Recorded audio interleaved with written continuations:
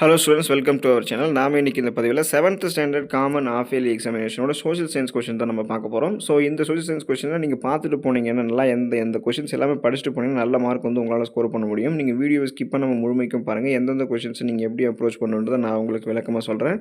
நீங்கள் இப்போ தான் நம்மளோட சேனலுக்கு புதுசாக வந்திருக்கீங்கன்னா ஸ்கூல் நியூஸ் தமிழ் சேனல் நம்ம சேனலை சப்ஸ்கிரைப் பண்ணி சப்போர்ட் பண்ணுங்கள். பக்கத்தில் இருக்கக்கூடிய பெல் ஐக்கானையும் ப்ரெஸ் பண்ணி ஆல் அப்படின்ற ஆப்ஷனையும் செட் பண்ணி வச்சுக்கோங்க. மறக்காமல் டிஸ்கிரிப்ஷனில் வாட்ஸ்அப் சேனல் லிங்க் இருக்குங்க, அதில் ஜாயின் பண்ணிக்கோங்க. உங்களுக்கு வேண்டிய notes, question paper, exam updates, ஆன்சருக்கு எல்லாம் இங்கே வந்துடும். வாங்க இப்போ நம்ம வீடியோக்குள்ளே போயிடுவோம். ஸோ இப்போ இந்த ஸ்க்ரீனில் தெரியக்கூடிய இந்த 5 1 மார்க் நீங்கள் வந்து படிச்சிருக்கீங்களான்னு பாருங்கள். படிக்கலனாலும் கவலைப்பட வேணாம், நீங்கள் இப்போ நோட் பண்ணி படிச்சுக்கோங்க. ரொம்ப ஈஸியாக தான் இந்த 1 மார்க்லாம் இருக்கும். Who was the greatest ruler of Sangama dynasty, அப்புறம் in which battle did Akbar defeat Rana Pratap, கூற்று காரணம் இருக்குது பாருங்கள், தேர்ட் கொஸ்டின், அதுவும் நீங்கள் பார்த்துக்கோங்க. அது சரியாக தப்பானு விளக்கிக்கோங்க. அடுத்து பார்த்தீங்கன்னா which one of the following is not beach of India, அப்புறம் how many state does India have. So இதெல்லாம் நீங்கள் நோட் பண்ணிக்கோங்க. பேசிக்காக உங்களுக்கு வந்து தெரிய வேண்டிய கொஷின்ஸுங்க இது வந்து. இதுக்கப்புறமும் நீங்கள் 1 மார்க் வந்து படித்ததே இல்லைனாலும் பரவாயில்ல, இதுக்கப்புறம் படிங்க. ஏன்னா ஆஃப் இயர்லி எக்ஸாமினேஷனுக்கு வந்துட்டோம். ஸோ ஸ்க்ரீனில் தெரியக்கூடிய 1 மார்க் இம்பார்ட்டன்ட், படிச்சுட்டு போங்க. ஸ்கூல் புக் பேக் 1 மார்க்குக்கு முக்கியத்துவம் கொடுத்து படிச்சுக்கோங்க. தென் வந்து ஃபில் இன் த பிளாங்க்ஸு, அதுக்கப்புறம் வந்து பார்த்தீங்கன்னா உங்களுக்கு ரொம்ப இம்பார்ட்டண்ட்டாக இருக்குது. ஸோ அதில் பாருங்கள், உங்களுக்கு வந்து அந்த dash were tax free lands given to scholars and religion institutions யார் கொடுத்தாங்க. அப்புறம் dash was the key official of revenue administrations of Peshwa, dash is used making electrical batteries, MLA stand for dash. இதெல்லாம் நீங்கள் எழுதிக்கோங்க ஃபில் இன் த பிளாங்க்ஸில்.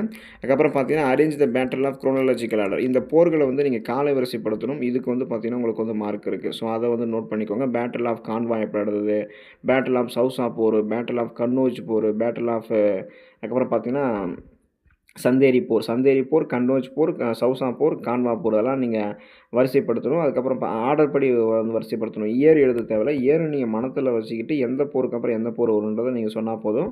அப்புறம் பார்த்தீங்கன்னா 11 question பாருங்கள், இந்த ராங் பேரை வந்து நீங்கள் ஃபைண்ட் அவுட் பண்ணணும். ஸோ அதுக்கடுத்து பாருங்கள், உங்களுக்கு அந்த ட்ரூ ஆர் ஃபால்ஸ் இருக்குங்க இல்லையா. ஸோ அதுக்கு 3 ட்ரூ ஆர் ஃபால்ஸ் கேட்டிருக்காங்க. 3 ஸ்டேட்மெண்ட்டும் உங்களுக்கு கொடுத்துருப்பாங்க. அதை நீங்கள் படித்து பார்த்து எது சரி எது தப்புன்னு நீங்கள் எழுதினா போதுமானது தான். அந்தளவுக்கு கொஞ்சம் நம்ம வந்து ஆல்ரெடி படிச்சிருப்போம், டீச்சர்ஸ் நமக்கு லெசன்ஸ் நடத்திருப்பாங்க. ஸோ நம்ம போட்டுடலாம், நீங்கள் நோட் பண்ணி எழுதி வச்சுக்கோங்க. தென் அடுத்து மேட்ச் த ஃபாலோவிங்கில் வந்து 5 1 மார்க் கேட்பாங்க. ஸோ அதில் பார்த்தீங்கன்னா தீன் ஹிலாகி, ஜீஜா பாயே, fossil fuel, union territories, print media, இதெல்லாம் அந்த பக்கம் எதுக்கு உங்களுக்கு வந்து மேட்ச் ஆகுதுன்றதை நீங்கள் எழுதணும். அதுக்கப்புறம் பார்த்தீங்கன்னா தீன் ஹிலாகி வந்து அக்பர், ஜீஜா பாய் வந்து mother of Shivaji, fossil fuel வந்து பெட்ரோலியம், யூனியன் டெரிட்டரிஸ் வந்து என்ன 7, பிரிண்ட் மீடியான்றது போஸ்டர்ஸ். இது மாதிரி ஈஸியாக நீங்கள் நோட் பண்ணிக்கலாம். தென் வந்து சர்க்கிள் த ஆட் ஒன், அதில் 20வது கொஸ்டின் 21வது கொஸ்டின், அதில் எது வந்து ஆட் ஒன்னாக இருக்குது, அதாவது வந்து இதில் பொருந்தாத ஒன்றை வந்து நீங்கள் வந்து நோட் பண்ணணும். அது என்னன்றதை வந்து நோட் பண்ணிக்கோங்க. அதுக்கடுத்து பார்த்தீங்கன்னா டிஸ்டிங்யூஷ் த ஃபாலோயிங், அதில் வந்து பார்த்தீங்கன்னா biotic resources and abiotic resources, international tourism and historical tourism, அதை நோட் பண்ணிக்கோங்க, எழுதிக்கோங்க. அதுக்கடுத்து பார்த்தீங்கன்னா 8 2 மார்க் வந்து நீங்கள் எழுதணுங்க. ஸோ இதில் இந்த ஸ்க்ரீனில் தெரியக்கூடிய ஒவ்வொரு 2 மார்க்குமே உங்களுக்கு வந்து இம்பார்ட்டன்ட் தான். சாய்ஸ் விடாமல் கன்ஃபார்மாக படிச்சுக்கோங்க. இது எல்லாத்தையுமே கேட்பாங்க. அதை நீங்கள் எழுதும்போது வேணால் டைமை பொறுத்து சாய்ஸ் விட்டு உங்களுக்கு எது ஈஸியாக தெரியுதோ அதை நீங்கள் எழுதிக்கலாம். ஆனால் படிக்கும்போது ஒரு கொஷின்ஸ் இம்பார்ட்டன்ட்னு சொல்லிட்டு நம்ம எல்லாமே படிக்கணுங்க. அப்போ தான் நம்ம நல்ல மார்க் வந்து ஸ்கோர் பண்ண முடியும். இப்போ பாருங்கள், the 4 dynasties of Vijayanagar kingdom with reference to prominent rulers of each dynasty, the 5 independent kingdoms of Deccan sultanates, அப்புறம் mention the Humayun recaptured in Delhi throne in 1555 1055. அப்புறம் வந்து பார்த்திங்கன்னா சார்த்தன் சந்தேஷ் முகி, அப்புறம் பேட்டில் ஆஃப் பானிபட் போர், define resources, what are the major utilizers of solar energy in the world, what are the basic elements of tourism, name any 5 hill stations in India, what are the qualifications to become the governor of a state, அப்புறம் who appoints the chief minister and other ministers, state any to responsibility of media, எல்லாம் உங்களுக்கு வந்து இம்பார்ட்டன்ட்ங்க. அதே போல் பார்த்தீங்கன்னா answer the following கொஷின்ஸில் 3 5 mark நீங்கள் எழுதணும். உங்களுக்கு வந்து 6 5 மார்க் இங்கே இருக்கும். ஆனால் நீங்கள் படிக்கும்போது வந்து ஈஸியாக இருக்கக்கூடிய 5 மார்க் படிக்காதீங்க. எல்லா 5 மார்க்கையும் படிச்சுக்கோங்க, சாய்ஸ் விட்டு படிக்காதீங்க.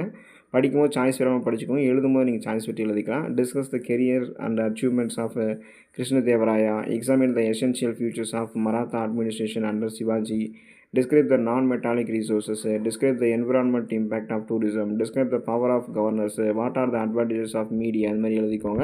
அதுக்கடுத்து மேப் ரொம்ப இம்பார்ட்டண்ட்டு. ஸோ மேப் இதில் பார்த்தீங்கன்னா இந்தியன் மேப், தமிழ்நாடு மேப் வந்து கேட்டிருக்காங்க. அதில் பார்த்தீங்கன்னா டெல்லி, அகமதாநகர், பானிபட்டு கேட்டிருக்காங்க. தமிழ்நாடு மேப்பில் வந்து முதுமலை ஃபாரஸ்ட்டு, கிண்டி, அதுக்கப்புறம் கூந்தன்குளம் பற்றி கேட்டிருக்காங்க. ஸோ ஜியாகிரஃபி வந்து ரிலேட்டடாக கேட்டிருக்காங்க. அப்போ ஒவ்வொன்றுமே வந்து நீங்கள் படித்து வச்சுக்கோங்க.